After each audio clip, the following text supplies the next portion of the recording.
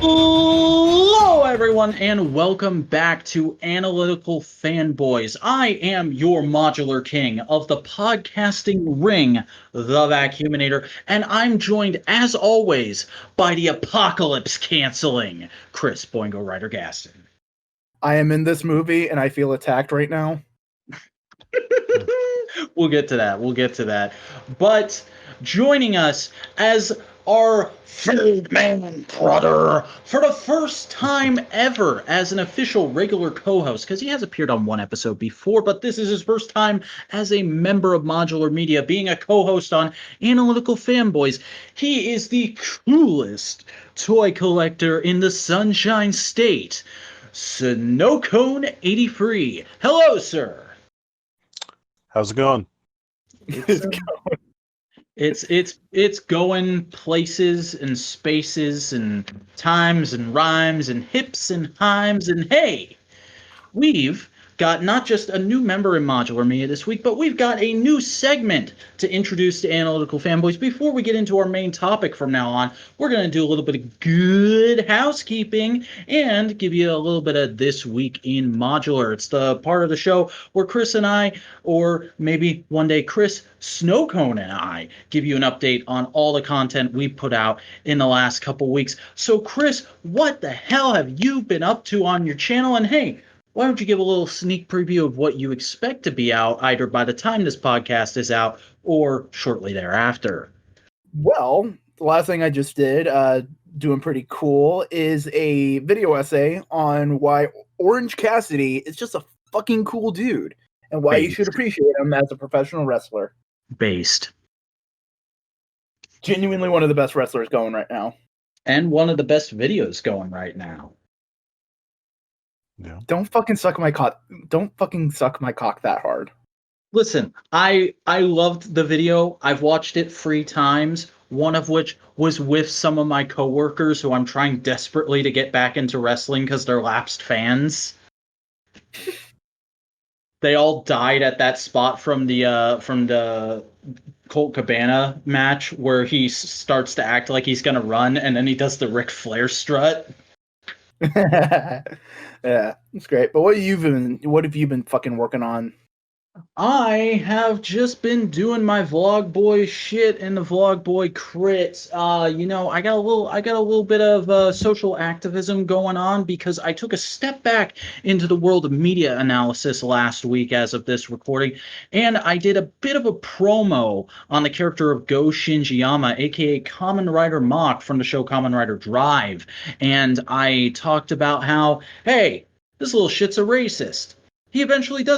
He stops being a racist at one point, but he doesn't stop being a racist quick enough. Maybe you should stop being a racist before it's too late, unlike him. I did that whole spiel. And, some people, they weren't too comfortable with it. I got a couple shitty comments that I didn't approve for public viewing.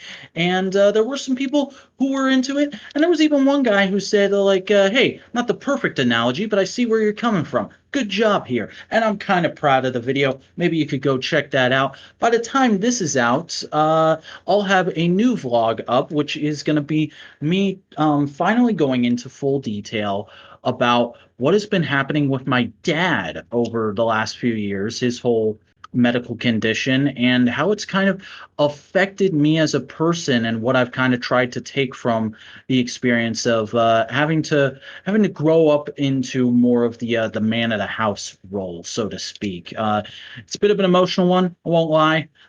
2 in a row might be a little heavy for some folks, but I don't care. It's what I felt like talking about today because I recorded that today. But yeah, that's what's going on in my world. Cody, did you do anything this week? You You don't have to bullshit anything if you did. While you were in the other room, just before we started recording, Cody and I were kind of joking that he might be the first developmental project of Modular. Yeah. It's yeah, one day we'll get this boy doing stuff. But for now, let's go ahead and hop into our main topic of the evening, which is the movie from the year 2013. Gosh, that feels like a long time ago now. Pacific Rim, directed by Guillermo del Toro.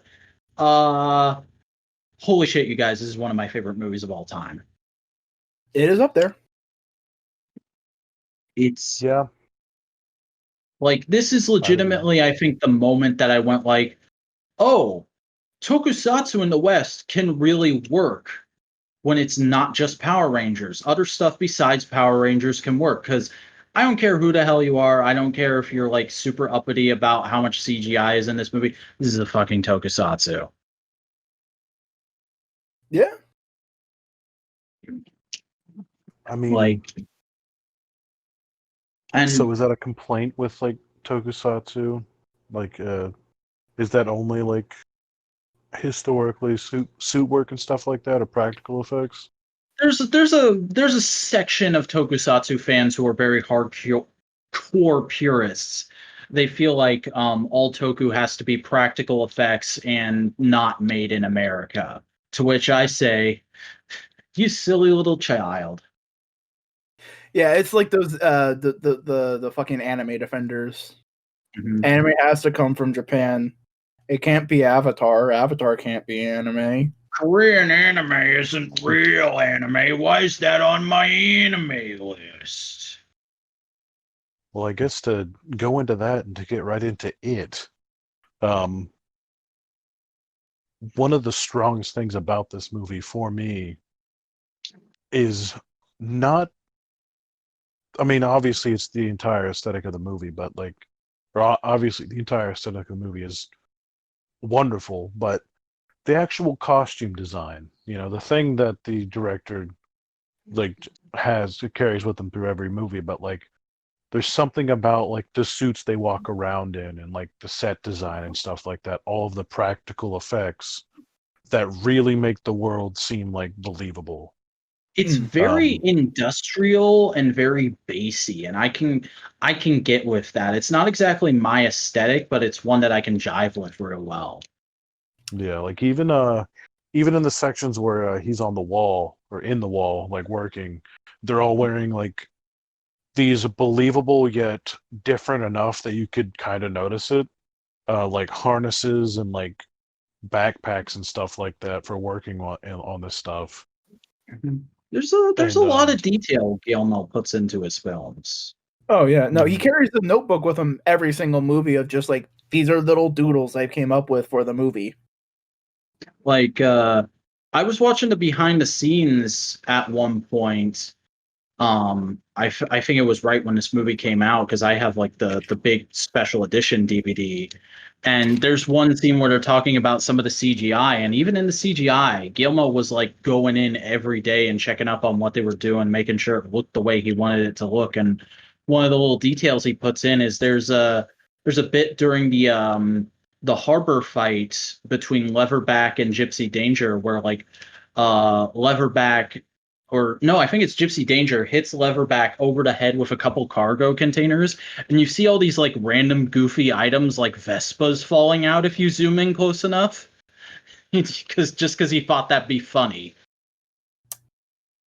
I actually caught that yesterday. Like not specifically that, but I like caught the items coming out in like the punch shot for the first time. Mm-hmm.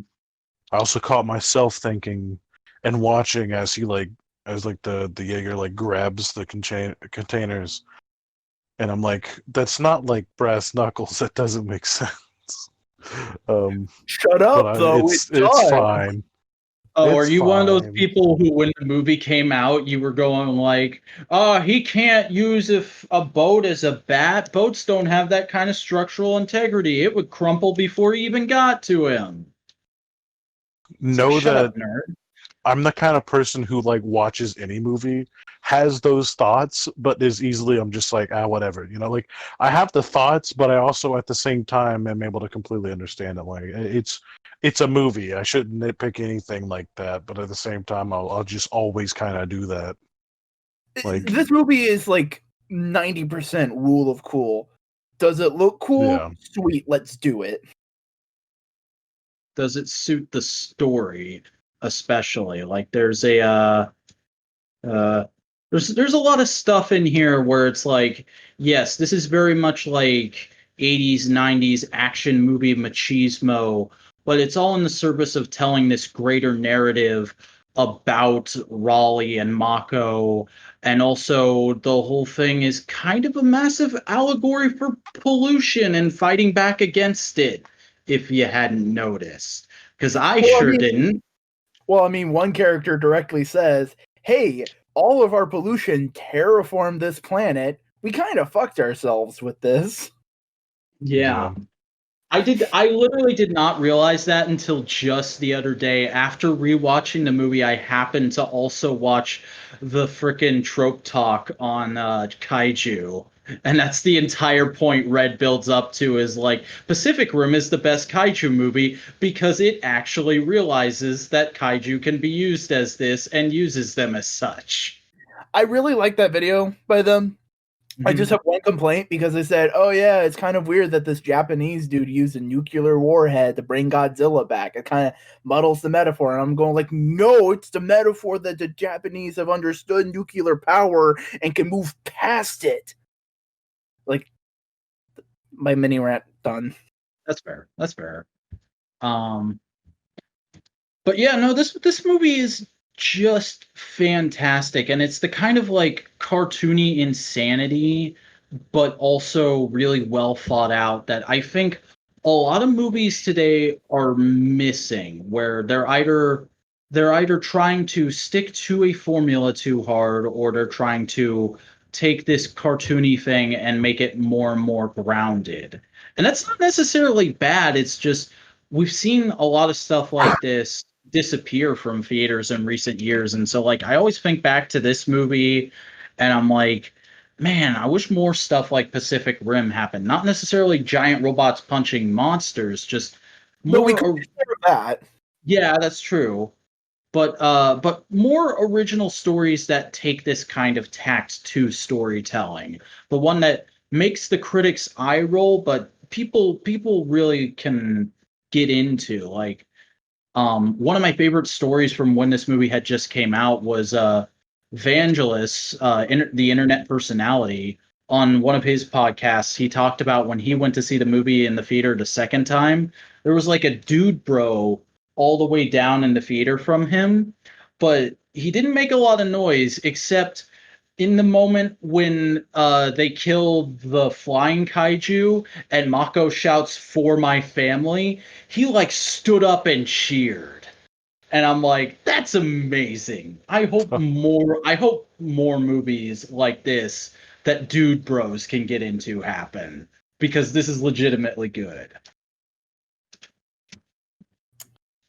I think a big part of that is just like the American cultural sphere is so focused on realism that it's hard for a major movie with these fairy tale and fantasy like elements to kind of break through.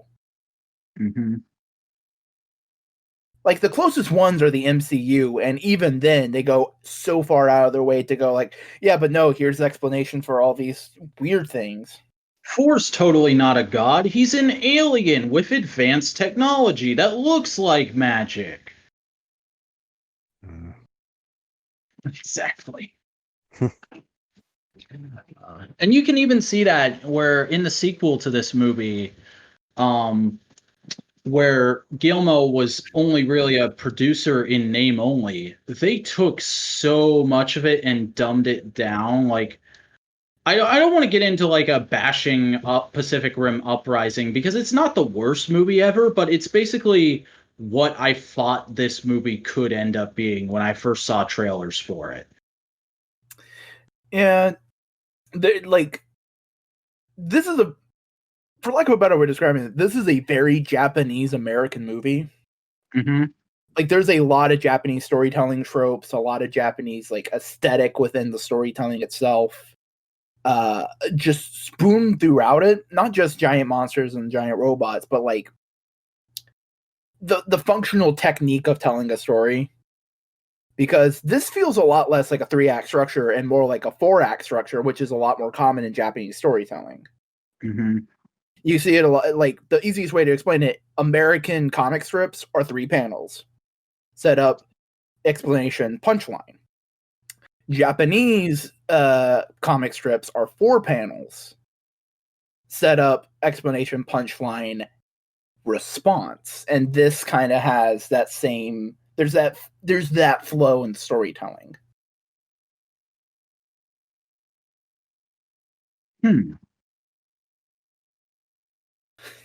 Yeah, no, that makes sense. God, I'm trying to figure out where else I wanted to go next. But like it's a thing. It's like you look at Japanese cinema, they have a ton of these kind of movies because they still regularly do a large gambit of anime. They have tokusatsu generally. Like other pop culture spheres have these weird fantasy bents to them. Like if you want to if we dive into TV, like look at American television. Look at some of the big shows in American TV. It's all police procedurals. It's Breaking Bad, and I'm not saying Breaking Bad's a bad show, but like it's pretty a standard story. To build on your point, part of the reason stuff like Game of Thrones and now Carnival Row get so big is because like it's the only game in town that's even remotely good. And I think that's why there's a large subset of American people who just really love anime, because that's the only place they can get that fairy tale fix. Yeah, we are starting to see like a more expansive catalog of like new stuff pop up with like how streaming sites are becoming, though. Like I don't know if any of y'all watched Altered Carbon. It's not necessarily, it kind of fits more in like the Breaking Bad vein, but it has a lot of like fantastical elements to it. And it's just something that I wouldn't have expected to see because of how out there in the sci-fi. I mean, it's very Blade Runner-y, but still like it's something that's a nice change of pace if you don't want to see what I used to consider just like people walking around. You know, I used to be like super anti live action and only would watch anything animated. But I don't know. I don't know if it. Well, that's not true. I guess I'll use that to segue into this because I just realized I can make a slightly bigger point. And I have to talk about it at some point because it's just like, so say what you want about like the second movie, you know, but you know, it's fine. It is fine. You know, I saw it in theaters, and the thing I love about the first movie, you know, the costume design and like the aesthetics, it's definitely missing from the second. But there is a scene in the second movie, and it's that scene alone that is why I will never complain. Like I'll never legitimately complain about the second movie. There's a statue of the Unicorn Gundam in that movie, and because of that statue is why we're getting a live action Gundam movie in the United States. Really? I did not know that. They that opened a dialogue between the movie producer, like the studio, Legendary, is it, or yeah, it's Legendary. Yeah, that opened a dialogue because like they had to ask for permission. They wanted that there specifically to represent it, to, you know, pay more of a respect to what essentially they were referencing. I mean, it's not just heritage. Yeah. And so after that, like Legendary is doing the live action Gundam movie. Are they doing an adaptation of one of the existing series, or are they making a brand new entry in like Universal Century? They haven't said anything about it. And I don't want to get too into that because I could talk about that for a little while. All I do know is that one of the biggest stipulation and catch of like Legendary being able to do a movie about Gundam in the Americas is they had to, like the owners of the series, the writers, like I don't think it's like Sunbeam anymore, but like just Sunrise. Bandai, Sunrise, yeah, like Sunrise and like the original writers and stuff like that, and Bandai, like they had to retain 100% creative liberty or creative control, rather. Basically, So, basically, don't give us the Canadian movie again. oh no, I don't know if you guys have seen, the creator released a like thing about it and said, and I quote, "We didn't want a bastardized version of our beloved like product or our beloved franchise released anywhere. That's why they wanted to do that." And then they go into talking about how like their main character isn't going to be like some flashy, edgy American character, like in the style of like action movies. So, but anyways, that's why I'm like thankful for that. Like even if that movie is not the greatest in some eyes, hopefully it will result in not just a Gundam movie, but what is also going to be Bandai legitimately pushing Gundam in the United States. Because Damn. they're waiting to do the movie. They have another show that's planned. I think they have another anime that's planned. They're going to try to push Hathaway's Flash on us, and they're going to be pushing more product, like physical stuff, over into the States and making it easier for us to get our hands on it. I mean, I Like, don't doubt that that's going to happen, and it already is happening. I was in a Walmart the other day, and in the toy aisle, they had like, it wasn't big, but there was a little section of like some actual Gundam model kits, and then like a set of model cutting tools next to it. that's legitimately on purpose. That is essentially Bandai putting their fingers in the water and trying to push it in more popular. Like, I mean it when I say like it's literally Bandai's plan to push that, because like, and I mean I hate that like we're still going on about this, but like, Gundam is like still like one of the most biggest, like the biggest money making thing for Japan, like period. So they're trying to bring that to us. They're trying to like bring it over to America in a big way. So I mean, there's only so much market in Japan that they can tap into. At this point, it's probably saturated, and they're going like, we're steady, we're making profit, but like we want more. yeah. Well, I So mean, hopefully there's worse it'll. things for them to get us hooked on. Opioids, for example.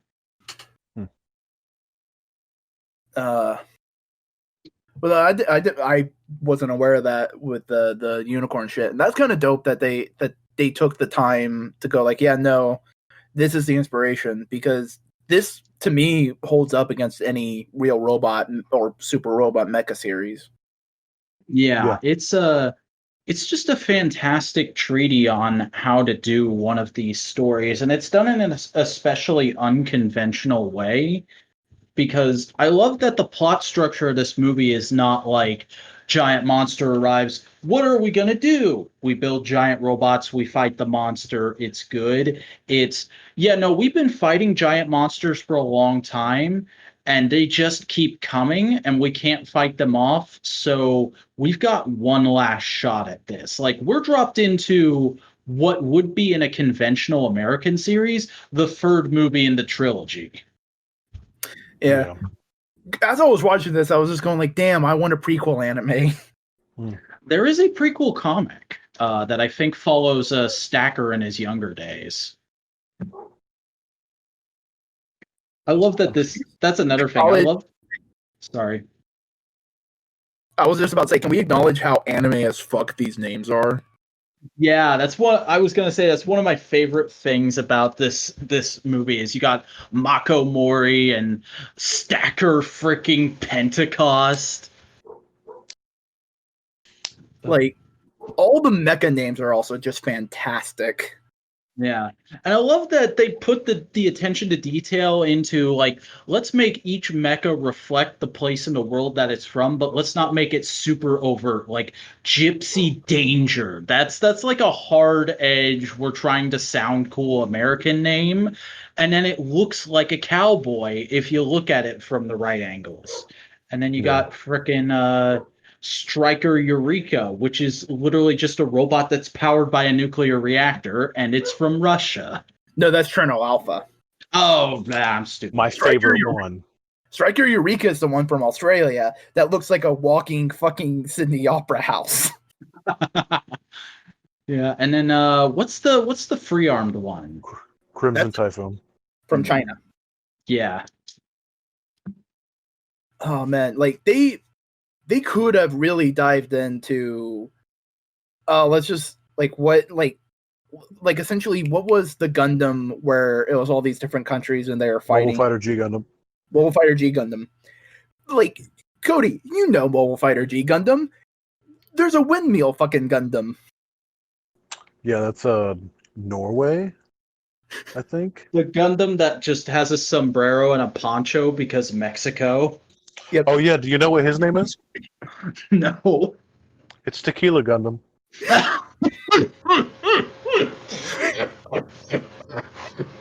Like, they could have easily went down that road, but they like kept it kind of classy, but they still kept it relevant. Like, Cherno Alpha looks like a straight up, yeah, no, Russians made this. Yeah.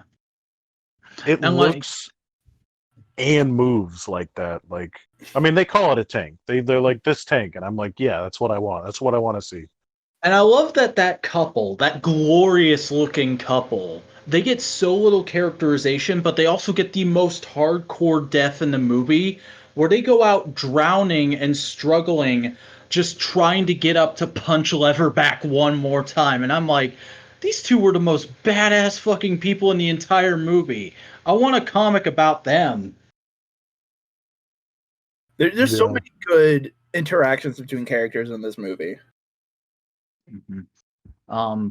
Like even the arc with one of the Striker Eureka pilots, the kid where he's got that rivalry with Raleigh, but he eventually but he eventually turns it around and learns respect and then goes and fucking dies with Stacker like a badass. Like a lot of people called that like really cheesy and like, oh, that's 80s machismo stuff that shouldn't be in movies anymore. I was like, I enjoyed it as like a fun throwback, and it's a full character arc in one movie. I don't see how you can not like it.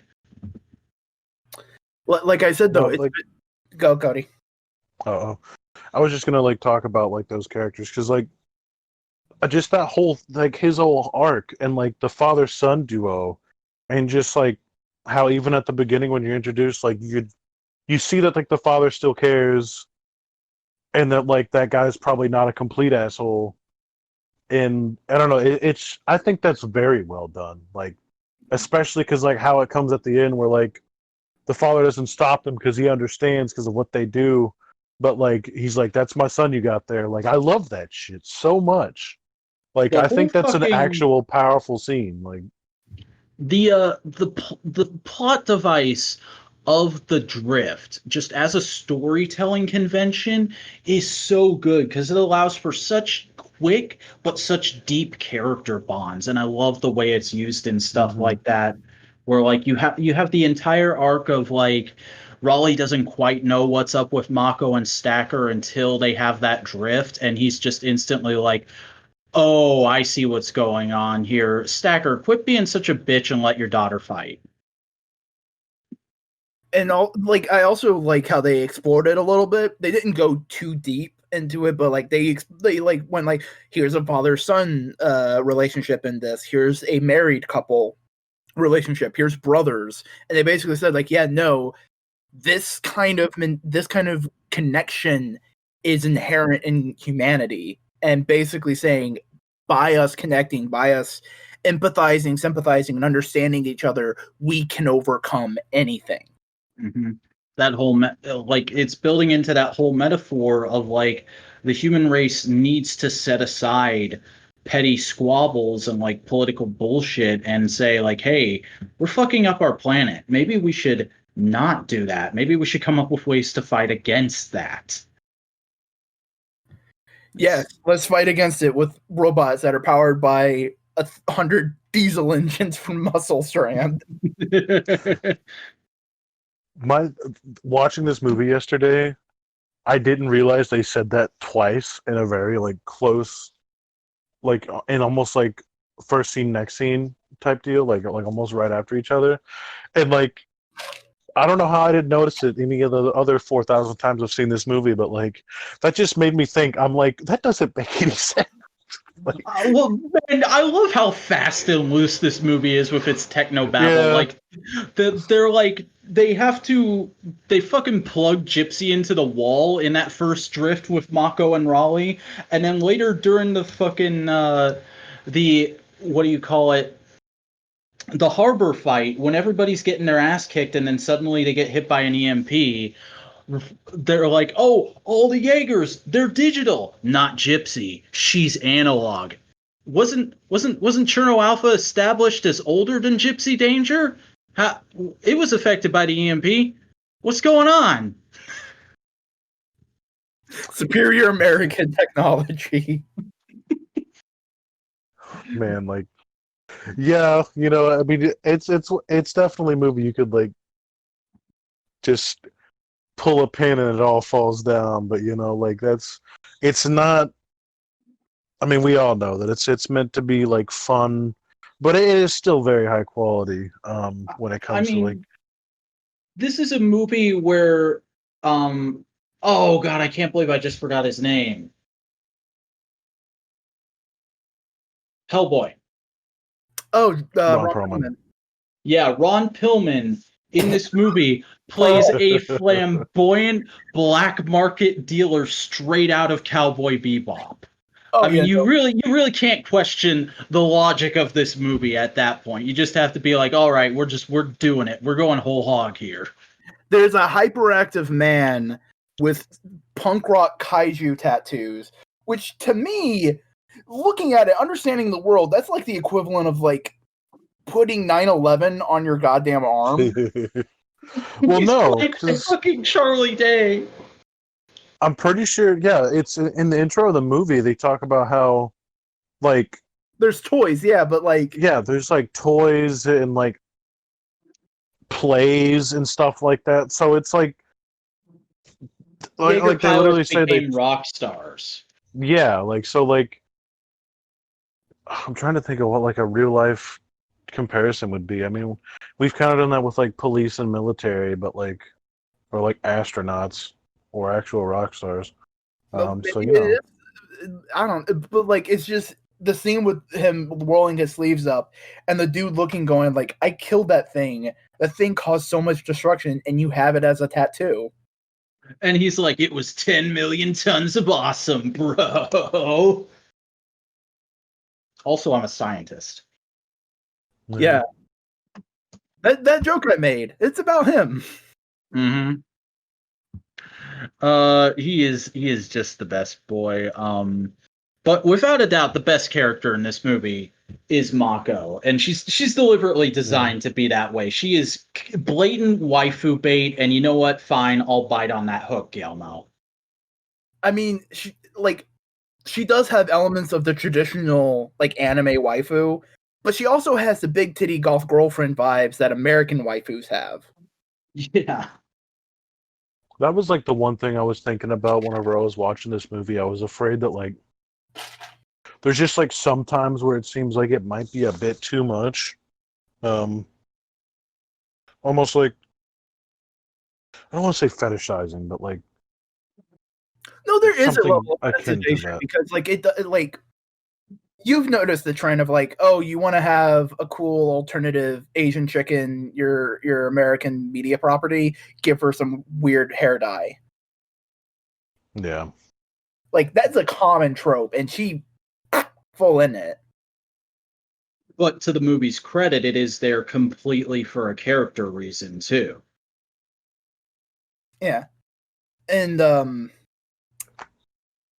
and the other main character, because there's two main characters. We have Mako, and then we have basically a golden retriever in human skin.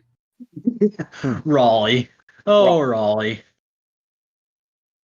I mean, he is literally just American hero man, McProtagonist guy. But I don't know, dude. It works. It's fucking great. In that scene when he's sitting in the half-built wall, and Stacker is just like, "The world is ending. Do you want to die here or in a Jaeger?" And he looks like, "Son of a bitch, you got me." I'm like, okay, that's it. That's this whole character, and I'm fine with it.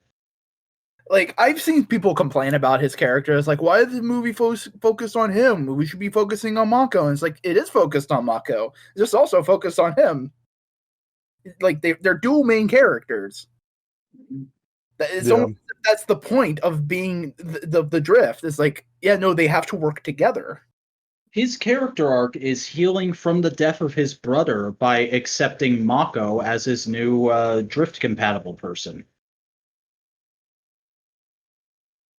And it's pretty good. I like it. Oh, shit. Our buddy Cody just popped out. He's probably having a little bit of a problem. He'll be back in just a second. Technical difficulties. Technical. He has returned. Hope that didn't derail things too much. Nah. I heard the audio drop out. I think Craig will fix it in post, but no, we were just talking about how great Raleigh is. Yeah, one of the things I like about his character is one of the things that the movie also does really well, and I'm not really sure how to articulate the idea, but like to bring up the Russian couple, for example, just in like passing conversation, they're like, Pentecost is like, he's like, yeah, that they defended the coast of like Russia or Siberia for 6 years, like, and it like nothing ever got through for like 6 years, and like it's like some Goku shit where you're just like, oh, like damn, like wow, and then like the main character Ali, he's like the only other person to pilot a Jaeger by himself to like just get to shore, and like that really is like badass. That really is like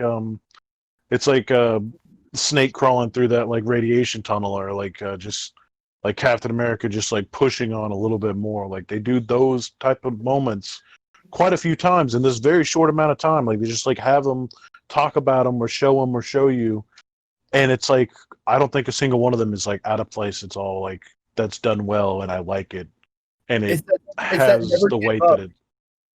It's that never give up human nature thing. Mm-hmm. It's amazing. This movie. Oh, I'm gonna make this fucking comparison. Okay, this movie came out the same year as Power Rangers Megaforce. That entire show, they're just going on and on about like, you can't beat humans. We have an indomitable human spirit. We'll always stand up. Rangers together never surrender. And it's like the most just bare bones, moral platonicizing.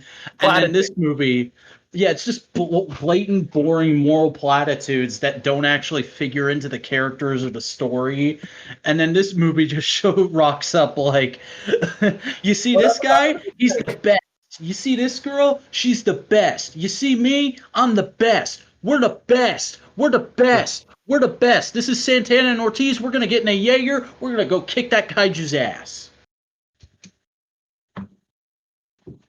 Like, genuinely, like, every character has a badass moment. Even the scientists. Mm-hmm. Yeah. Like, so good. And there's so many great, like, little background characters that you just noticed. Like, the rockabilly dude with the bow tie. Yeah. Who they blatantly call Elvis at one point. I love it. Like, he's just the guy in the... Go ahead, Chris. Yeah. Sorry. Oh man, off the rails. That's what this podcast is. It's going off the rails. Yeah. It's perfectly fine, but like, yeah, there's just so much about this movie that is so much fun and great little details and little things that you don't even pick out until like your fifth viewing. Like something I noticed on this viewing, um, that opening launch sequence when Gypsy Danger is being deployed into the ocean on that platform, that is shot and the motion is the exact same as the frickin' Thunderbirds deploying. Huh. And I went and looked it man. up, and it's like that was an intentional reference by Gilmel. I mean, the intro sequence, they're protecting a little Japanese fishing boat. Mm-hmm. Like, that's not a blatant homage to Godzilla. Well, you can. That's another thing I noticed on this viewing. When one of the kaijus makes landfall during the harbor fight, you can hear echoes of the Godzilla theme in the score. It's like one thing I was thinking, I was like, well, because they go, oh, the monster movie verse is also with Legendary right now. They're doing like the Godzilla movies and stuff, and I'm like, no, it would not make sense for any of this to get near that. The whole thing is a prequel to Pacific Rim. Nah.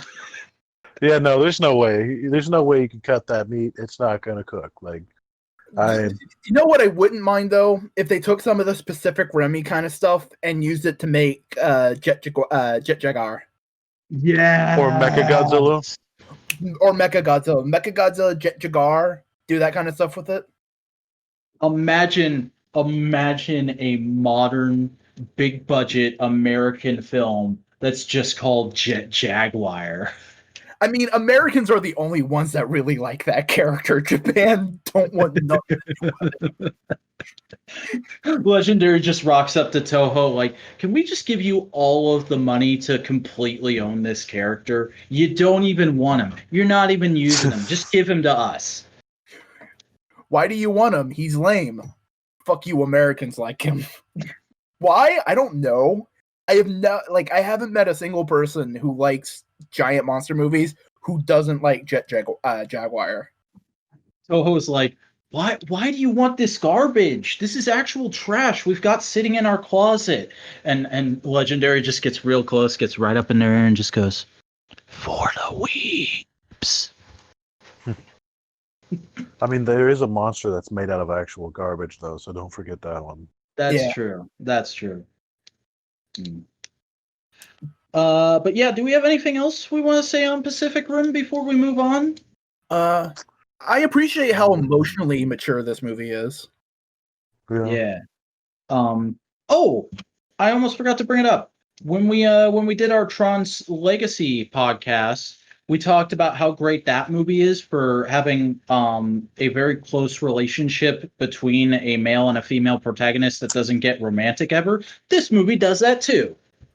Yep. Yeah, they leave it open enough. They leave it open enough that if people want them to be fucking after the movie, they kind of can. But they also left it so if you don't want it, they aren't. Mm-hmm. And I mean, Mako's in Uprising and Raleigh's nowhere to be found, so yeah. Who knows? Maybe he's just an at-home butt boy. There's things I don't remember about the second movie that well, but the one thing I do know is Charlie Day becomes the villain, and that was one of Del Toro's ideas. He said that was his idea. Really? Like that was, I guess, his plan from the first one. I mean, I can kind of see it because he gets his head so wrapped up in kaiju shit. Yeah. I'd like to see how Del Toro would have actually handled it then, because I cannot believe the shit that goes down in the second movie was his idea in full detail. No, just that him becoming a villain type thing was his idea, not everywhere they went with it. Okay. I mean, I could see him becoming like a villain, like what's Shinji's dad in Neon Genesis Evangelion? Gendo. Down in the second movie was was his idea in full detail. No, just that him becoming a villain type thing was his idea, not everywhere they went with it. Okay. I mean, I could see him becoming like a villain, like what Shinji's dad in Neon Genesis Evangelion. Gendo. Gendo. I could see him becoming like a Gendo.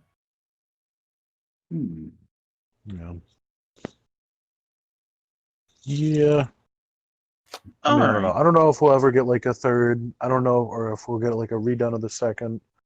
Well, at one point there was plans to do like 2 more movies and a Disney animated show similar to Tron Uprising, but a lot of that has apparently fallen through, and Legendary's more focused on Godzilla right now. Yeah, I mean, it's happening. That's fine. All I know is that. Continue, Chris.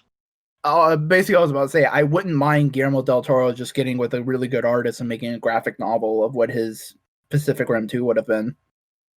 Yeah. I would be HARD for that. That's a. I don't know, like as. No, I'm not getting stuck on what you said. I'm getting stuck trying to say what I'm trying to say. Like, I love just like robot designs in general, and like one thing that this movie did do without a doubt is like come up with something that like draws from other stuff, but it's still unique enough to where like if you're gonna talk about robots or like mecha and just popular ones or good ones in the future, this movie will always be like a part of that, no matter what. Oh yeah. Like Gypsy Danger is definitely the most boring of all the designs, though. It's a very close tie between him and Eureka. Yeah, but they're basic. But they're like basic white boy robots. Yeah, you could almost say it's a meta commentary on how America sucks at redesigning Asian things. Yeah. Power Rangers Alpha is my 2017. favorite. Man, don't even get me started on that. They No. I'm sorry. I shouldn't have opened that can of worms. We're just gonna stop right there. We're gonna stop right there. And hey, let's find out what we're gonna talk about next week, guys. You excited to do that? Sure, but my heart's gonna be broken of it one day when the One Piece Netflix thing happens. God damn. Good. Oh, good Lord. Anyway, all right. I have started the random name picker. Next time on Analytical Fanboys, we will be discussing. Oh shit. WWF King of the Ring 1998. Immediately, the second you decide to join us for all podcasts, you just get dumped in the deep end. God damn it! One of the most infamous wrestling pay-per-views of all time. No, I just find it funny. It's like I was going like, oh man, wouldn't it be cool if we got some more like things? Oh yeah, kind of easy win. And it's like, nope, immediately here's some wrestling. For those of you who aren't familiar with this show, this is the show where Mick Foley fell off the fucking cell. Oh, yeah. For the love of mankind. At least I think it is. Let me double check. Yep, that's it. I see the thumbnail for the Zane review right there. I'm excited. I'm genuinely excited. I've never actually watched that match, so that's gonna be a good time. But well, it looks like Cody might be having technical difficulties again. Chris, you want to do a real quick MMWP? Yeah, well, Cody doesn't know what's going on. Fucking Dynamite was banger. Yeah, I felt like it kind of petered out towards the end. I wasn't that into the TNT title match this week, but a lot of the opening stuff was great. Yeah, there was a lot of really good little bits and pieces. It wasn't as good as last week's, but it was still pretty solid. Mm-hmm. That fucking Darby- Orange Cassidy beatdown. Oh yeah, Orange Cassidy being beat down by a 20-pound sack of oranges. Getting busted open the hard way like a proper big boy. Oh man. Also, Darby Allin just hanging out with Tony Hawk. Because of course. Also, I totally agree with everybody that's saying the AEW video game needs a skating mode now, and the Tony Hawk remake needs to have a Darby Allin skin. Yeah, you know damn well if he's not in the game, people are just gonna make 1,001 Darby Allins. Yeah. And also, I know people are already ringing the alarm bells, going like, "Oh, the women's division, they don't care about it anymore now that we're past the pay-per-view." I thought that tag match was pretty good, honestly. I enjoyed it. The tag match was pretty good. They're setting up Britt Baker versus Swole. They're setting up the main title scene. It doesn't help that they only have like 6 women that they can use right now. Yeah. So Also, additionally, that FTR match was pretty freaking good. oh yeah. Like, I never thought I would be that into just classic graps in a match. And they played a really good babyface. Mm-hmm. They went straight for it, but I kind of hope it gets dragged out a little bit more of like the Bucks and FTR and Page and Omega. Like, I don't know. I'm really into our idea of FTR keeps dodging the Bucks, and then eventually they get the tag titles from Hangman and Omega, and then it's like that's the Bucks' crowning moment in AEW is they finally win the tag titles, and it's from FTR. Yeah, but I want that to like last a while too, because I want the Bucks to just go on a tear and like lose a little bit, and they go like fuck, why no, and they just start ramping up the heelish bit, so they become full on asshole young Bucks. Yeah. Go back to the Bullet Club days. But that's wrestling. Yeah. Where are y'all gonna watch that new one on? The new topic on? You could get it on the WWE network, I think. Okay. You can it's free for the first month. Or additionally, you could probably also pirate it. Yeah. I'm gonna I try have and pirate multiple it. friends who have the WWE network. Yeah, Okay. because Cole and Pat both have it, don't they? Yeah. But there's no way that Cole's not going to be down for me coming over one day and me teasing him with the pizza or And just going like, hey, do you want to watch some classic wrestling? yeah. Yeah. Um, Let me just do I still have that? Yeah. Next week, and that's in the chat, and I'm gonna pin it so we don't forget. I also I don't know if you noticed earlier, Cody, but I pinned the topic list so you can go to the pinned posts and get the link to start adding stuff whenever you want. I'll check that out in a second. Yeah. Or later. But for right now, let's get into some what we've been up to this week. Chris, what kind of media and stuff you've been digging this week? Well, I'll talk about one thing that I'm pretty sure Cody also watched. The PlayStation 5 fucking reveal. Oh, I have a very interesting I don't know what to call it, but I could talk about that for real though. All right. Well, on that note, I'm going to take a piss break. No, I don't care about video games very much. Sorry. nah. Well, it's not the thing that I got to talk about isn't actually about video games, and you would definitely find it interesting. Trust me. Well, we'll talk about the games while he's gone, and we'll talk about that when he comes back. Let him go take the piss break. But I thought a lot of those games looked interesting. I have no idea. Oh no, like I'm very for one, Demon Souls. My God. Oh my God. Getting a full remake, yeah. Like Jesus Christ, man! I just love any Souls game at all, and like the Boy of Boys is getting done properly, so I'm like super ready. I haven't just played. like saw I it. haven't played any Soulsborne game yet. Man, I got some cool ones. There's one called Surge that I play.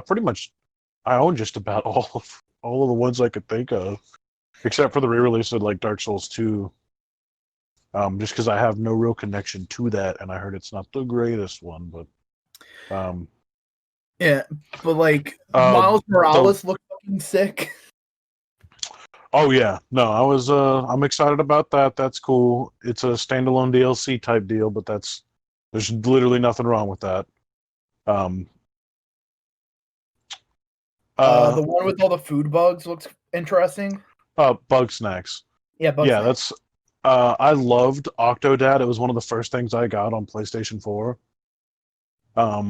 And just that game is just good, just really good. Bug Snacks seems not only interesting and has like a badass banging slappy ass song that went with it, but it seems like it's actually going to be like fun to play and mess around with. So I'm super excited about that. I'm very interested in. I mean, all the indie stuff they showed off just looked dope. Yeah, But the Little Devil Inside, I think it's called. I'm trying to remember that. It's a super detailed world, but it's like he's like riding a little hog or a little horse and fighting like big monsters. Okay, yeah. That looked super interesting. There's A new gonna Resident Evil. Yeah, Resident Evil 8. It's weird how they skipped over 6. I've never played a Resident Evil game. I just was repeating the joke from someone else. I played Resident Evil 2 and it was just oozing with quality. The Love Resi that 2 game. remake? Yeah. Mm. And I own the Resident Evil 3 remake because Jake was like, hey, you're playing it. And I haven't played it, so you know. But yeah. I'm trying to remember. Like Horizon looked interesting, but I didn't play. I don't have a PlayStation 4, so I haven't played any of the original versions of these games. I actually got that game not too long ago, like a couple months ago, and I've been playing it off and on a little bit. It's really good. It's a really good game, and the new trailer had crabs in it. Ratchet and Clank looks mind-blowing. Like all the shit they put on screen, just like all the stuff happening, just looks ridiculous. Oh, very much so. And they added some more fucking Rule 34 bait. I saw somebody, like the first thing I saw about that was somebody complaining about how I guess like the Lomax or whatever he is. Wombax, yeah. Or Wombax. I guess like the females aren't supposed to have tails. But maybe Dude, it's whatever the fuck I know, but it was just something. I was just like, whatever, I don't care. I'm like, show me the female Clank. That's what I'm here for. Shut the fuck up. The gay dinosaur game. Oh man. It looked interesting and then I realized like what it is and I'm like, oh, that's depressing. That entire game is just depression. Because they're all gonna die. Hey, are you guys still talking about the PlayStation 5? We're talking about games. I still have something that I want to bring up while you're here. Okay, that's cool. But first, look at this cool picture of Doug's Dimmadome, owner of the Dimsdale Dimmadome. Hang on, let me grab my It's phone. loading. It's loading. It's not, oh. You fucking. I didn't make that, by the way. I wasn't making that while I was gone. I accidentally hung up on the chat when I tried to back out to look at that, but that is interesting. My favorite one that I saw was just what's his name, Kaiba? No, yeah, I got that one too.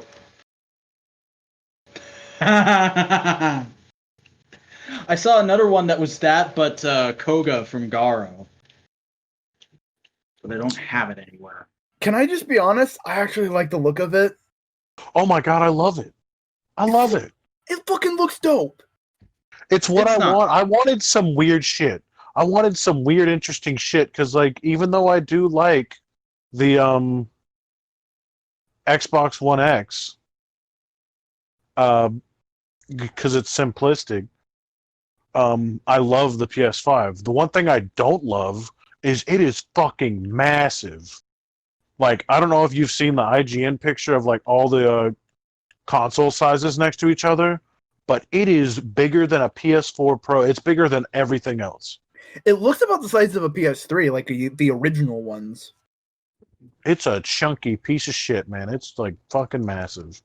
Well, all it did to me is like I immediately knew I'm like that doesn't fit in my entertainment center anywhere. I have an Xbox One, a PS4.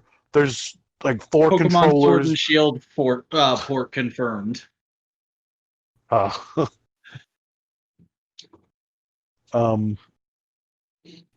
it's just a big boy. Now, I want to bring up the thing that I want to bring up though. Okay, I'm listening. Did you by the way, did you see any of the PS5 like thing? Did you watch any of it? I know you Miles said- Morales is getting a video game, and that's the only thing in Right. video games that matters right now, in my opinion. So, this thing that I'm about to bring up, I've only seen a couple other places bring it up, but it was one of those genuine cases where like I saw it and had the passing thought to myself, but thought, surely that's not something. And then I saw other people bring it up, and I'm just like, now hold on. Where's my tinfoil? Some of the presenters are CGI.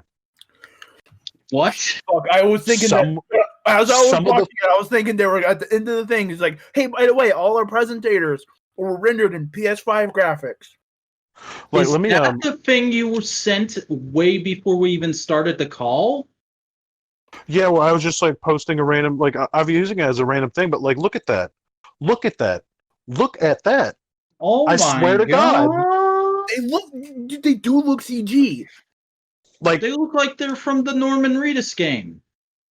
I'm sure you've seen that video of like that lady in the red dress, and she's like, "Hello, I'm artificial intelligence," and I'm like, the most realistic AI or like the most realistic like CGI to date. Like, there's like that big video that came out like a year or two ago. Like, Sony hasn't said anything to confirm or deny it, but like, I'm 100% in. I'm like all in on that because Like, like I swear to God, Genuinely, as I was watching it, I was going like, he looks a little weird. They look a little weird. What if they reveal at the end, oh, by the way, all of our presentators rendered in graphics? It's like, as kind of like it was so realistic, we fooled you kind of thing. I was like, and it like didn't no, happen. but see, that's the thing. I was expecting that too. I still 100% believe that shit is CGI. There's like some of it where I've seen like gifs of people zooming in on like his shirt, like one of those dudes' shirts, and as he's moving, there's like a texture, and it like or like there's like a crease that pops into being a crease, and it's slightly unnatural. And there's so many other like very subtle things, and I'm like, yo, if they come out later and it's like, just by the way, we did this on the PS5, fuck you. Like, I'm just gonna be like, oh my God. Like, But that to me just sounds like a thing that you drop at the end of the video, going like mic drop. I know. But I swear, man. I just like I'm like I said, I'm all in on that. Interesting. That's really crazy. If anything, it's worth the watch just to try to like figure it out for yourself.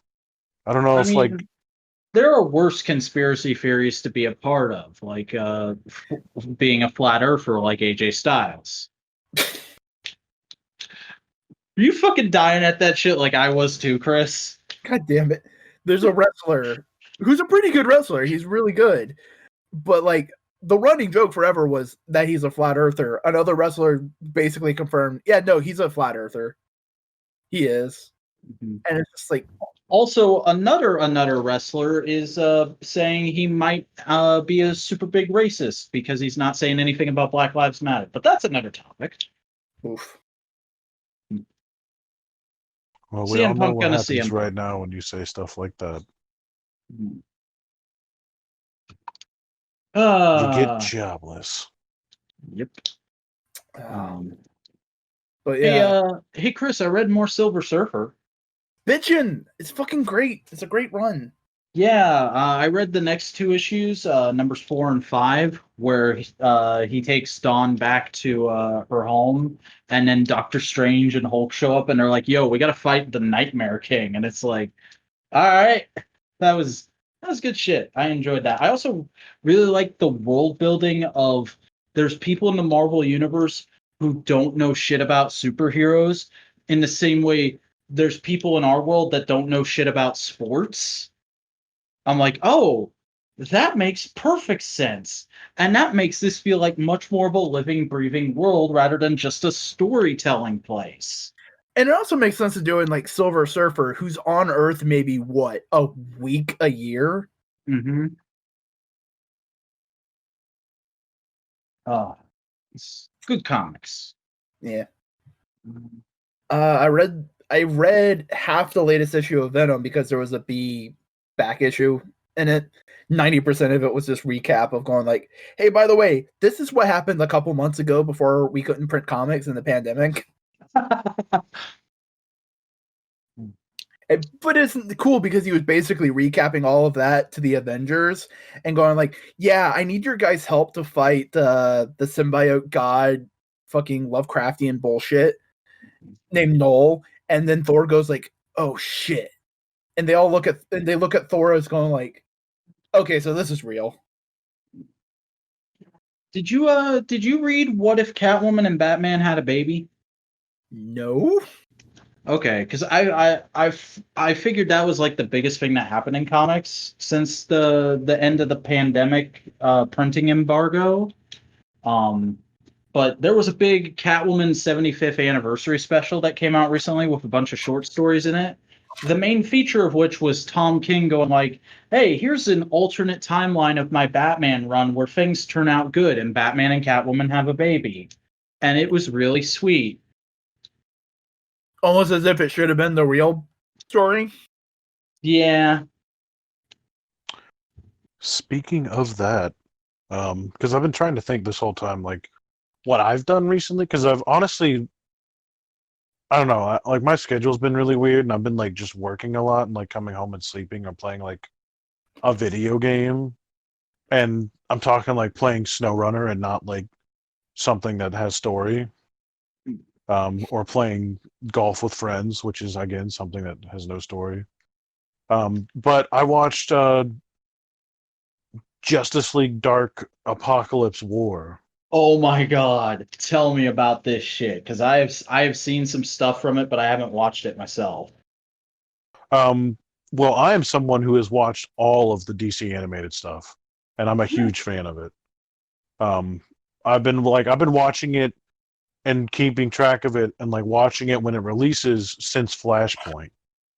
Oh, so you You mean know, specifically the direct to DVD movies? yeah. Okay. Like I've seen everything they've done, and like they have a theme of like I think they talk about it too, where they do like two movies that are set in that universe and one that's just like a offshoot. Like this year's was like Red Sun Superman, Mm. which was also really fucking good. Um, but no man, like it's good. The movie is good. Like it is well worth the watch. Um, Isn't it supposed to be like Um, the last in this universe story? Like they're ending this universe? so pretty much big spoiler. I've seen the ending, don't worry. Okay, so And I don't give a shit. what it's described as is I guess like this was like a not necessarily the new 52, but kind of like the new 52, like the movie version of that, or Mhm. like their interpretation of it. New Um, 52 CU. That's what they've been doing that. They've been doing that since Flashpoint, right?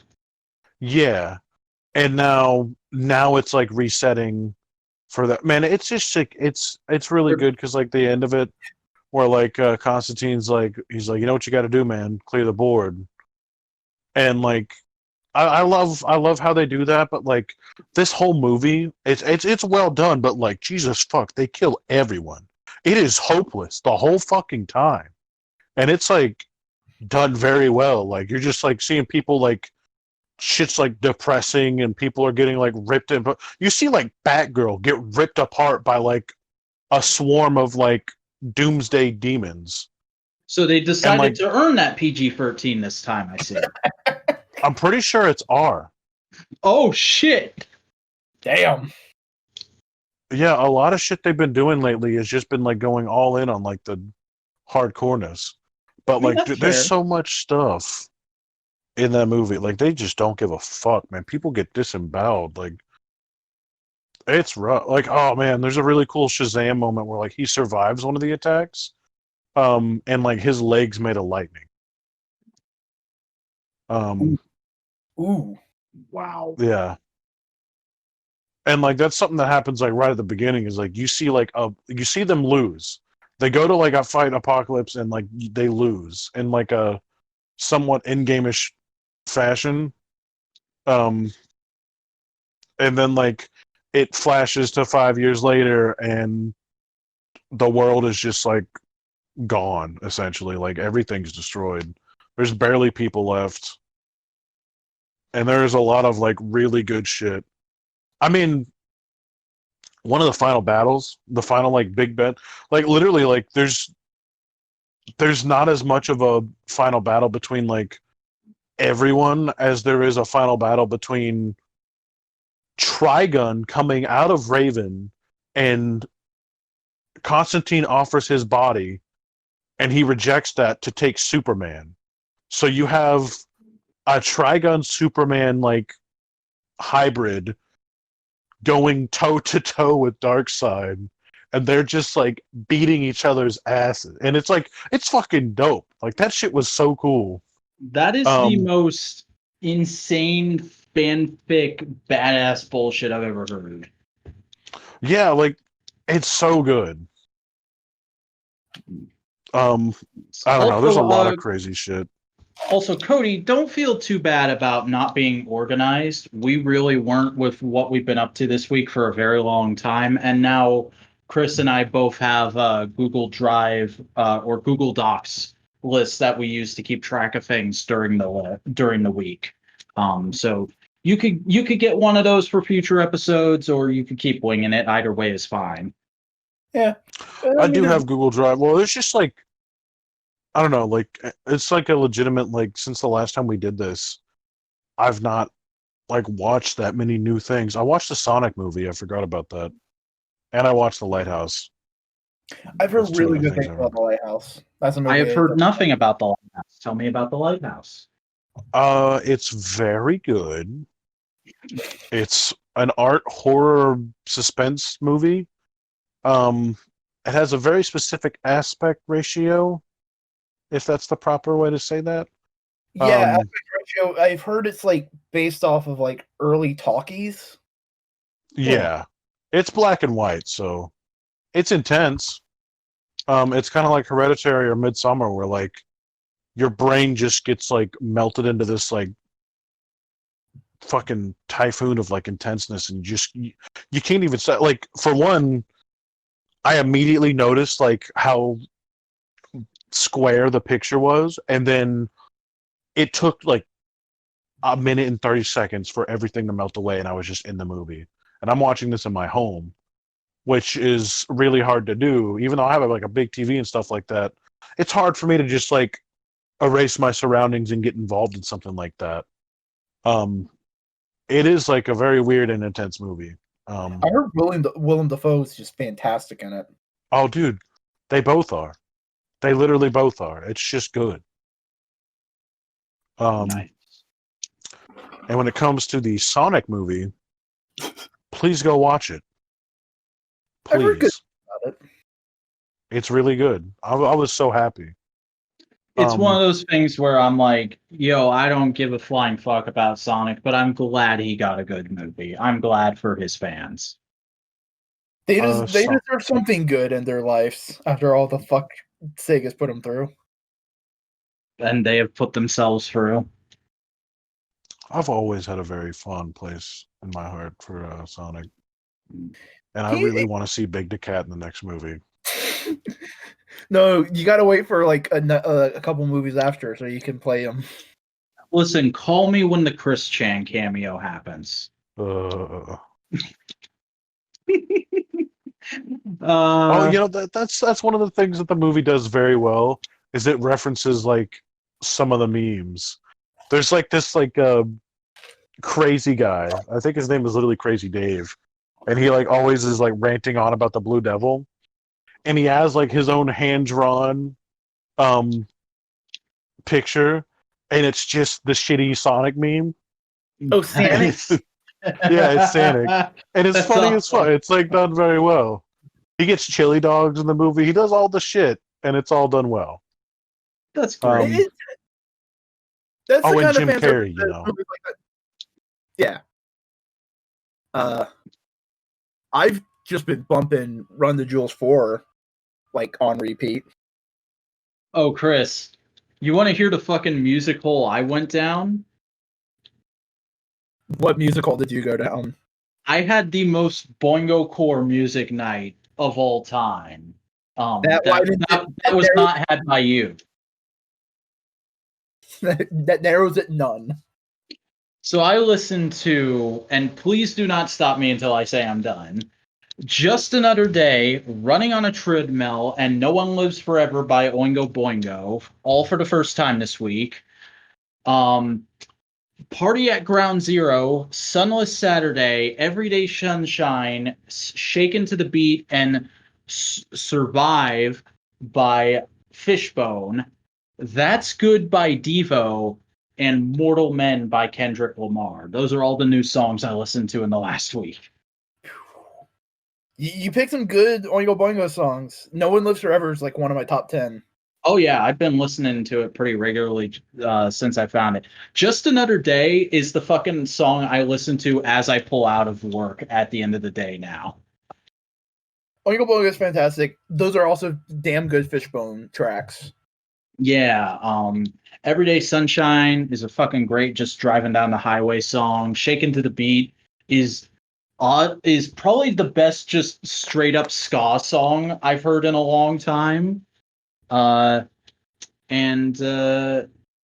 fucking good shit. Also, I didn't mean to insinuate that it was Boingo Core because I don't know if you've listened to any of his music, but to anyone listening who hasn't heard Mortal Men by Kendrick Lamar, right now is kind of an amazing time to listen to it because it's not really a song so much as it's him having a conversation with his own dead father. And that's I forget which album that is, but since like 2015, I've listened to every single Kendrick Lamar album on release in full, like the day it came out. Yes. I haven't done that with Kendrick. I've done that with Run the Jewels, but like Kendrick's just. He is very intense, but if you're in the right mood, it's the good kind of intensity. Oh, I know Kendrick's good because I listen to a lot of his singles. It's just albums themselves. Like it's the thing is like I need to listen to this, but I keep putting it off. Yeah. He's one of the few rappers I'm actually really super into, so I recommend you check out some of his stuff at some point. Does anybody else have anything, or should I go on another tear? I discovered something called Soviet Wave, and I like it very much. Excuse me? I can send you an album, but I can't even like say in English what it is because it's only in Russian. But like, it's just good. I saw it in a dog posting video on Facebook. Somebody like posted a meme with like a song in it, and then like I scrolled through 100 comments, and someone was like, "Hey, what's that song?" And the guy's like, "It's this song," and I'm like, "All right." And then I just like listened to 3 albums. Excellent. And it was kind of what I played. in my car for like a week. So, Is it an offshoot of Vaporwave? yeah. Okay. How am I gonna find it on this? How do I look it up? I have no idea. Hey, in the meantime, you want to talk about Earthrise Starscream a little bit? Sure. My recent acquisitions were Earthrise, Starscream, Hoist, Ironworks, and The Shield. And also both Micromaster sets, the Combat Boys and the what's his name? Fucking dude, he fell off. Oh no, he's over here. The Cadillac one. Nice. So, Big Daddy. Yeah, there you go. So you're basically full up on Earthrise Wave 1 then. Yeah, I've completed it because I also have Astro Train, but I got him like forever ago. I got the Siege version of Astro Train. That's cool. I'm skipping Hoist and Grapple for now just because I like the other decos we're going to be getting for those molds better. So I'm planning to just loop around and get those guys later because I want to experience the other decos first. But yeah, I've got pretty much everything I want from the first wave. I've got Optimus, not Jetfire, Astro Train, Cliff Jumper, Wheeljack, and now just recently I opened Starscream. And I gotta say, Earthrise is pretty freaking tight. It feels like what Generations was hyped up as at the start. Earthrise Starscream has one issue that like breaks my heart if any Transformer has this issue. No waist joint. No, I don't give a fuck about that for the most part. It's wrists. Fucking wrists, dude.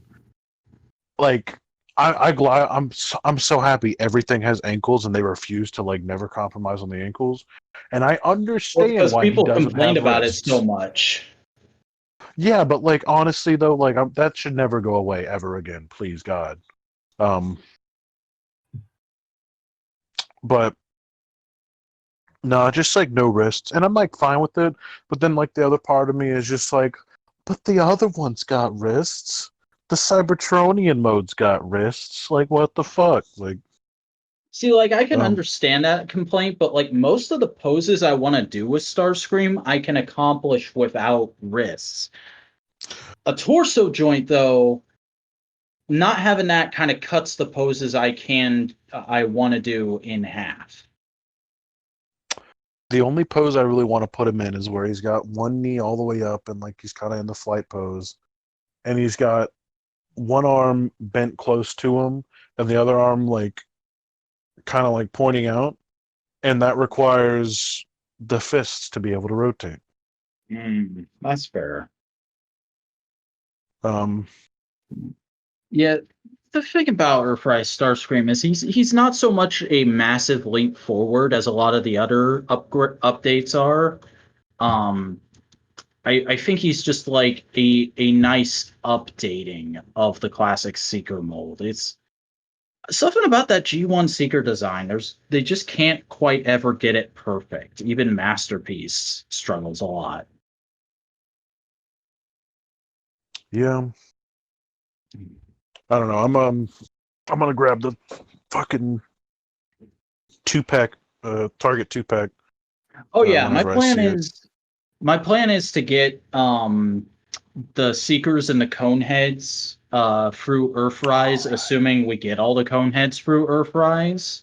We might have to wait till the next chapter. Well, we've seen Thrust. We don't know about Dirge and Ramjet yet, so I'm trying to taper my expectations. They are on Skylynx's box. Oh, I didn't know that. That's awesome. Okay, I'm a little more excited. As a matter of fact, you see the other two in. Actually, they're gonna do the Target thing. They're gonna do the other two in a box set. I could guarantee it. Okay, I'm down for that. But yeah, I'm gonna get the original Seekers and the Coneheads through Earthrise because I had some of the classics / universe / generations deluxe versions, but I never had a complete team of any of them. so I sold them all about a year ago. But Classic Seekers and Coneheads for Earthrise, and then I'm gonna loop back around and I'm gonna get that Rainmaker free pack from Siege because I want the Rainmakers. And to me, it makes more sense to have them in their Cybertronian modes because they only ever appeared on Cybertron in the cartoon. I want to select modern mold. I want them to redo Acid Storm and give them the camouflage because that's the exposure I had to that character, and that That's was like fair. my favorite seeker for a long time. Singer. My first figure of that classic Seeker mold was Universe Acid Storm. So Yep. I can feel you on that. I Also, dreamed of getting that. I don't think it would happen because of the extensive amount of retooling they'd have to do to the torso, but Generation Select Slipstream, please and thank you. A lot of people want it, and Hasbro's been surprising us on shit. We haven't seen what it looks like yet, but we're getting a 2-pack of and this is the one that stings a little bit because I went out of my way to get a couple. Like I tried to complete the Fair Lady Z Boys. Mm-hmm. I got Barricade, and I didn't get Smokescreen, and I stopped on the Smokescreen because he didn't have like the proper race car parts, and it pissed me off. He looked like not worth getting like the selects price, the extra like $5 or $6.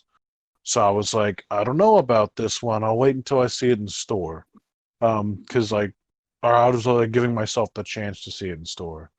And then they announced the better one, and I was just like, well, fuck that one. Fuck it. Yeah, and I'm assuming you've seen that solicitation for Earth Mode, Ironhide, and Prowl. Yeah. I Dude. That's great, Chris. I looked at that. I tweeted that link out, and I was just like, "Wow, Siege is confirmed for the biggest prank of 2019." Man, like, I don't even care. I love that Ironhide. Yeah. But the doors on his feet piss me off. Yeah. I never got to get a ratchet, even though I was like, me and Chris were talking to that guy in the toy store, and he's like, "Man, you should have came over here to this Walgreens. They had nothing but ratchets for months." And I'm like, "Don't tell me that, fucker!" Like, damn it. All right. Well, I don't mean to be rude, but I have a Ratchet, and he's wonderful. Yeah, I know he's wonderful, and like, now I'm like, well, if I see him, am I going to buy him, or am I going to wait and get the other one? I'm like, fuck me. I really want. I would still buy that Ratchet just because, it's a good toy. Mm-hmm. The backpack thing is good. Like that's why I like Ironworks. I mean, I think I've told you in the past, I just want the most definitive version of each character I can get at retail. So my plan is, because I didn't buy a Siege Prowl just because I hated the way the Cybertronian cop car looked. I did get Barricade, really though. I like Barricade. He's pretty good. But I'm going to get the Prowl and Ironhide 2-pack when it comes out, and I'll probably just resell my Ironhide after that. And same thing whenever they do Earth Mode Ratchet, because you know that's happening. I'm just excited to see. It's cool that they're doing Prowl and Ironhide. I'm like, why wouldn't they do Prowl and Ratchet? But I'm like, I guess that makes sense. So the next one's definitely going to be fucking Blue Streak and Ratchet. I don't know. I'm super excited about everything going forward. I just, I'm definitely going to get Double Dealer because he seems like a cool toy, or a cool figure rather. I'm honestly hyped up the most on the new figures. Let me pull that back up because I had it on.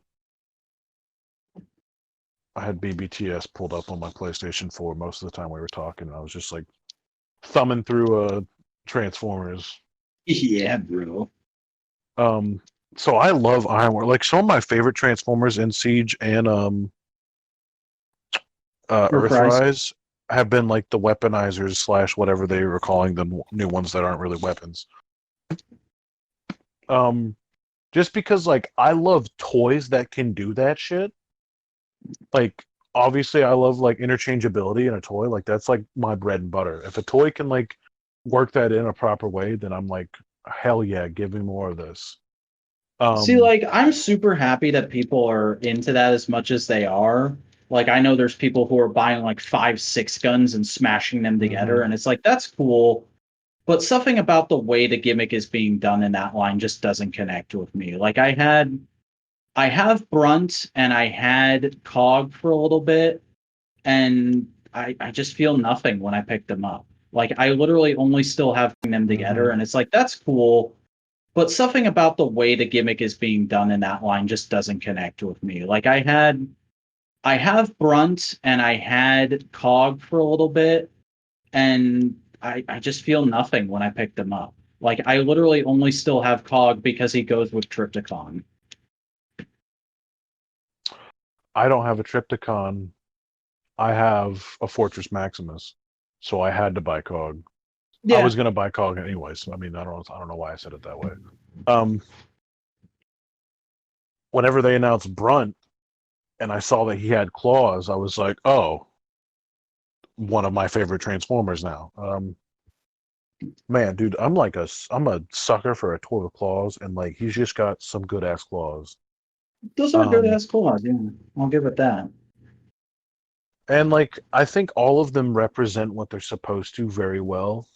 The Micro Machine lover in me is really getting into these little like these miniature $20 and you get like a city piece.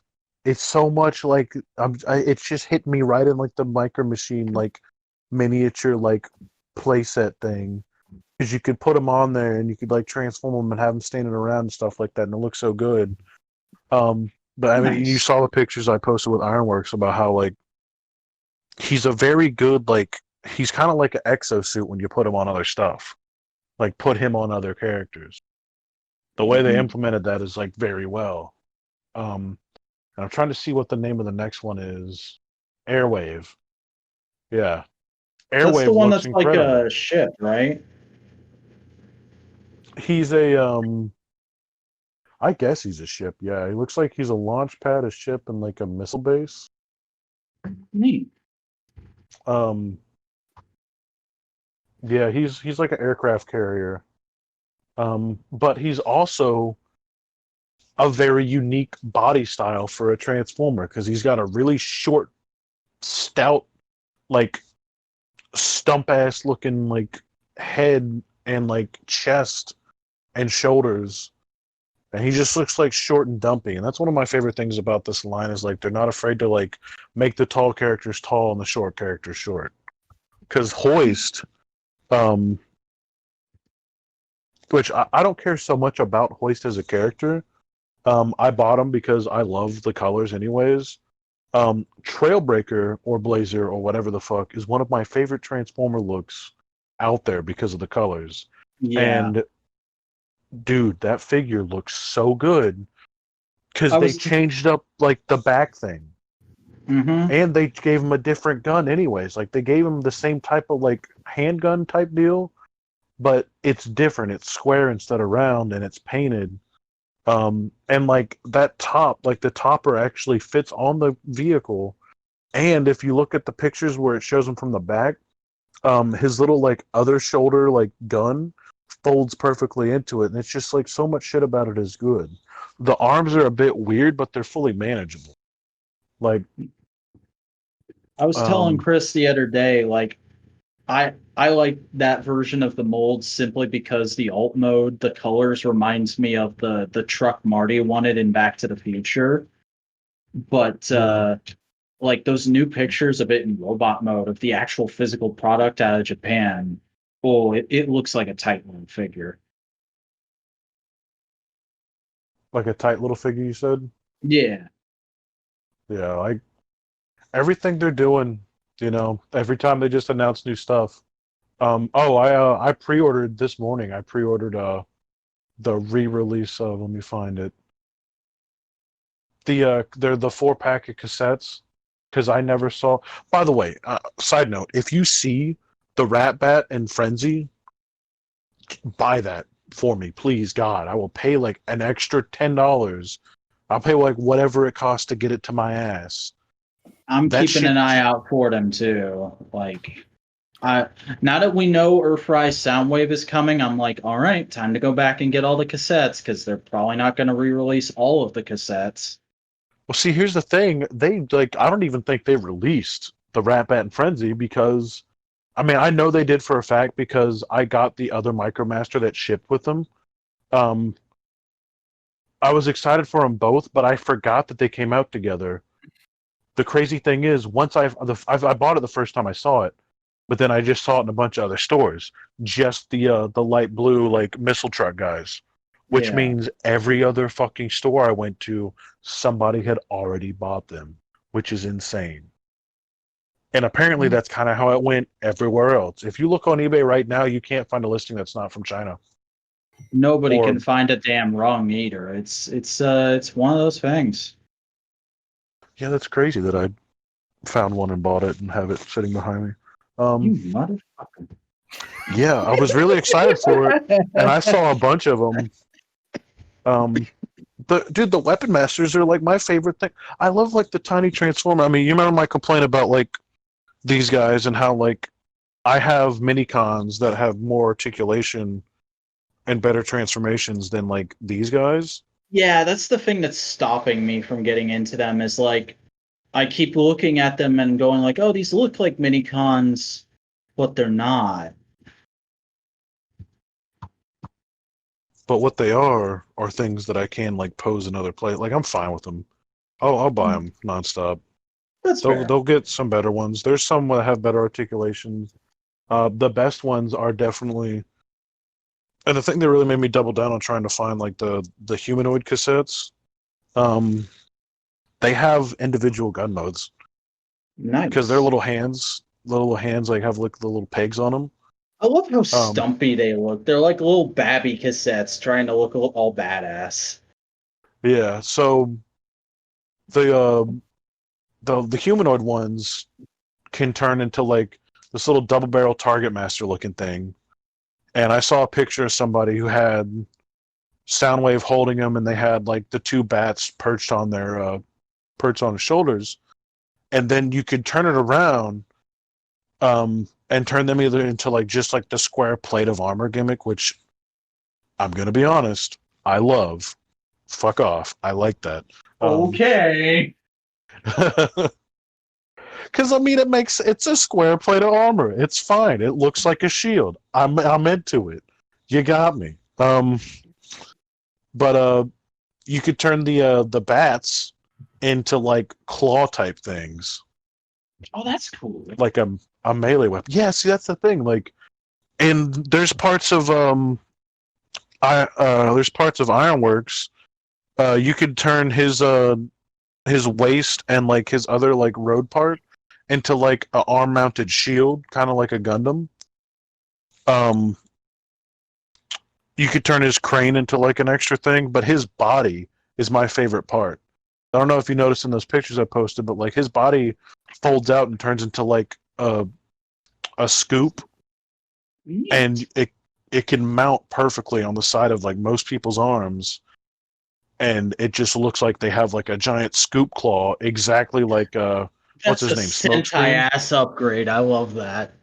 It is. It looks really good on Prime and most of the other characters. I don't know, I'm just like. All right. Well, I think that's enough of an Earthrise rabbit hole. Obviously, we both really love that toy line, and we can probably talk more about it in the future. Chris, is there anything else you want to bring up? I started playing a video game. Haven't gotten that far into it because I've been wanting to play on a nice TV, and I don't have time to do that because family's using it more often. It's a Switch game. It's Astral Chain. It's the one where you're a task force dude, and you're using like a ghost boy and a chain to fight people. There was a split second there where I thought you were going to say Animal Crossing, and I was like, God damn it, this fucking normie. No, I play exclusively weeb-ass games, and you should realize this by now. I do. I just wanted to make that joke. So before I get into the other big thing I have, I just real quick want to say I discovered actually good white girl YouTube this week, and it was kind of amazing. Everybody should look up Makara Towers. I think that's how you pronounce her name. She makes dresses based off of TV shows and stuff like that, and she has this really manic, kind of fun vlog style, and she's clearly a trailer park girl, and she just leans into that in like the most hilarious ways. Like she has a family of chickens that she takes care of, and in one vlog she was just straight up like, we're having a birthday party for one of the chickens. I'm like, this is ridiculous. I love it. It's hilarious. A trailer park Jenna Marbles. Amazing.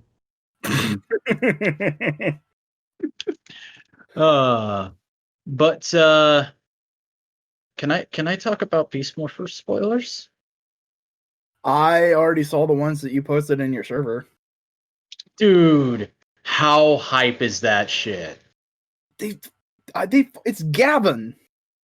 Space motherfucking Sheriff Gavon is canon with the Power Rangers. And like from everything you say, they basically said, yeah, this original Japanese Toku thing that we have the footage for, here's a much better way of integrating it into our universe. Mm-hmm. He is Captain Chaku of the Global Space Police. And honestly, that sounds like a Metal Hero ass name. Mm-hmm. And somebody figured out, which I am really disappointed in myself for not catching, Chaku is a shortening of Jojaku, which is what Gavin says to transform. Holy shit, that's a nice little Easter egg. Mm-hmm. Like it feels like they learned from their mistakes in Dino Supercharge and Ninja Steel of saying stuff like Sentai 6 as a reference. It's like, oh no, we have to actually get more subtle. And it's cool. And fucking bringing Dr. K back to explain a thing from Dino Charge that helps them beat the villain in this show. Is she still in an alternate universe, or is it like this universe version of Dr. K? No, she's literally Skyping in from the RPM dimension. Like, they recreated the set for her lab behind her for that one scene. Okay, that's cool. Also, since I'm talking about that, I did not know Olivia Tennant still looked that good. Like, god damn, that woman has aged like fine wine. Fucking what else was I gonna say? The idea of like them having a power vault of sorts where they've got all these old props that they've based the technologies for Beast Morphers off of, and bringing in Putties and Vivix for an episode. Oh, that was good shit. And it all leads into, because this crossover with Gavin slash establishing of Chaku is apparently supposed to set up for the Free Part Dino crossover, which it's been highly rumored for the last couple months that Jason, the original Red Ranger, is going to be revealed as the person who originally set up Grid Battle Force. And with that and all the other world building stuff they've done in the last couple episodes, I'm like, wait a minute. Global Space Police, vaults of old weapons and morphers that they're using to help create new powers. Oh my god, Beast Morphers is a prequel to SPD. That could make sense. Holy shit, yeah. Like, it's an exciting level of attention to detail. Well, so much other great character work is going on. Like that whole episode where Dr. K cameos, it's about Devin trying to get his dad back from Evox and stopping the whole Dr. Jekyll, Mr. Hyde thing they've got going on, and he's thinking about how much his relationship to his dad means to him, and I actually feel it because they spent the entire first season building that. And they had an episode just before that where the fact that the Gold Ranger and the Yellow Ranger were dating became knowledge known to the rest of the team. And there was like this brief moment of like, oh no, we're gonna get fired because Rangers aren't supposed to date Rangers. And then the commander was like, actually, I realized I kind of fucked up my son by doing that to him and his girlfriend back during the original era of the team. So we're just gonna abolish that rule right here and right now. And I was like, that's character growth. Holy crap. It's Imagine is that. Giving a shit makes a show better. this is the kind of shit I wanted from Megaforce. Like world building through fan service and all kinds of great character work. And it makes me really happy that the Neo Saban team is getting to do this on their way out. Like prove like, hey, the shit that went wrong over the last few years, that was not our fault. That was corporate interfering with us and giving us mandates on doing certain things. Very, very nice, very wholesome. Very clean. Also, I watched one more episode of Cyberverse this week, which was basically Edge of Tomorrow, but with Transformers. Which one was the Tom Cruise one in Ran? It was Hot Rod. Hot Rod ran like Tom Cruise. Yeah, he was trying to get Optimus out of the simulation, and he just couldn't. And he realized, oh god damn it, I'm gonna have to be the leader now. There's a video game that got announced for Cyberverse. Yeah, I saw that. It's kind of hilarious that they're getting a video game right after the show ended. Yeah, I saw people complaining about that.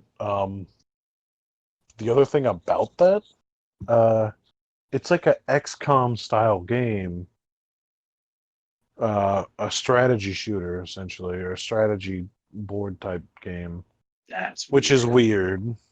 I mean, that makes sense. I can see that working for a Transformers universe. Yeah, it can work for a Transformers universe, but can it work for the one that's directed towards little kids right now? I mean, they did make Mario and Rabbids. Yeah, but that's a bit different. People are going to buy that game just because it's Mario.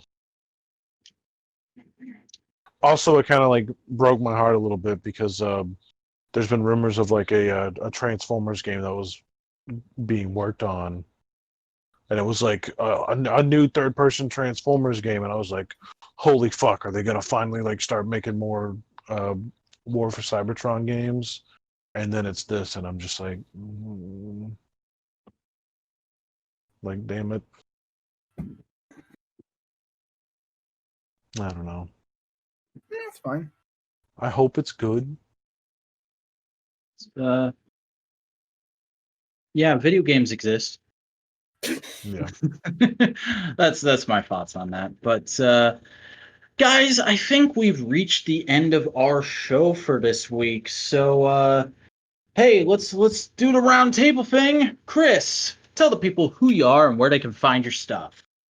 Hello, I'm Chris Boingo Writer Gaston. I make YouTube bullshit. Edit video editorial things, whatever. You can find my stuff on Boingo Writer YouTube channel. Type that in the description, or there is type it in the description. Type it in the search bar. The link to my channel is probably in the description. You can follow me on Twitter, though I do jack shit with that because I fucking hate Twitter. It's been a dumpster fire the last couple of weeks. I don't blame you. I just don't like it.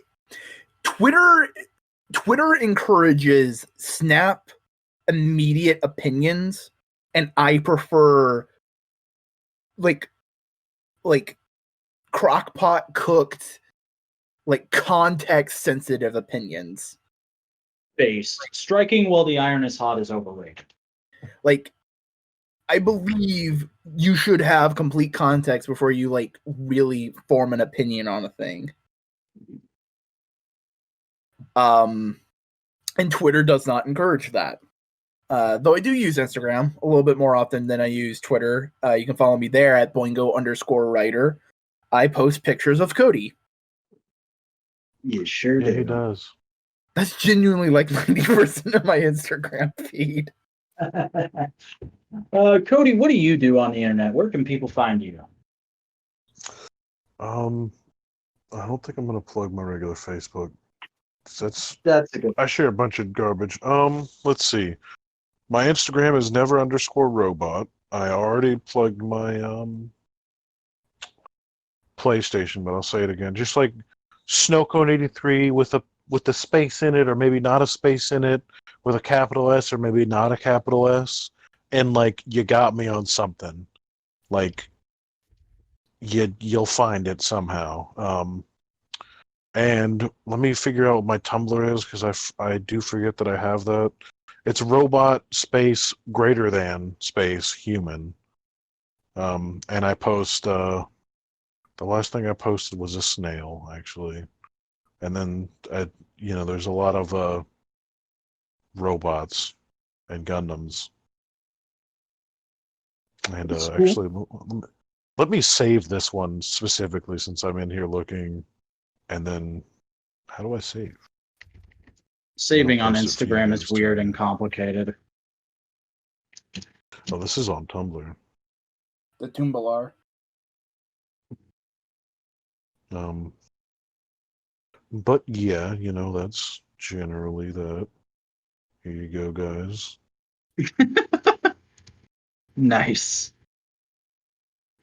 All right, everyone. Well, I am the Vacuuminator, your modular king of the vlogging ring. You can find me posting a new vlog each and every week to youtube.com/the Vacuuminator. That's spelled TheVacuuminator. I'm also on social media under that name. I have a Patreon. I have this. I have that. I have the other thing. You can get it all from me. But hey, why would you do that when you could get it all and then some through Modular Media, which is where you're listening to this podcast? If you want to get more episodes of this podcast as they come out, go ahead and hit that subscribe button. Ring the bell to enable notifications. Don't forget to download MP3s to listen to the show on the go by clicking the link in the description to go to a Google Drive folder. You can also join our subreddit, r/modular media, and follow us on Twitter, the Modular Media. But that's going to do it for this episode of Analytical Fanboys. We will see you next time when we'll be talking about WWF King of the Ring 1998. Oh, God. He killed him. There it is. Hey.